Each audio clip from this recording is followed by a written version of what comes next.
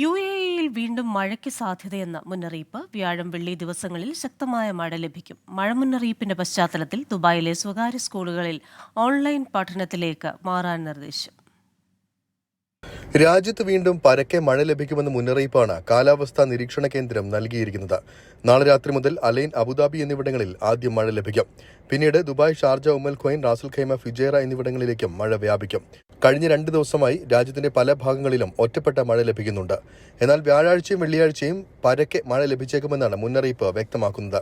മഴ മുന്നറിയിപ്പിന്റെ പശ്ചാത്തലത്തിൽ രാജ്യത്തെ ദുരന്ത നിവാരണ അതോറിറ്റി, ആഭ്യന്തര മന്ത്രാലയം എന്നിവ സംയുക്ത യോഗം ചേർന്ന് സ്ഥിതിഗതികൾ വിലയിരുത്തി. എല്ലാവിധ മുന്നൊരുക്കങ്ങളും സ്വീകരിച്ചതായി അധികൃതർ അറിയിച്ചിട്ടുണ്ട്. അതേസമയം ഈ മാസം 16-ന് രാജ്യത്ത് പെയ്തതുപോലെ അതിശക്തമായ മഴ ഉണ്ടാകില്ല എന്നും ആശങ്കപ്പെടേണ്ട സാഹചര്യമില്ല എന്നും കാലാവസ്ഥാ നിരീക്ഷണ കേന്ദ്രം വ്യക്തമാക്കിയിട്ടുണ്ട്.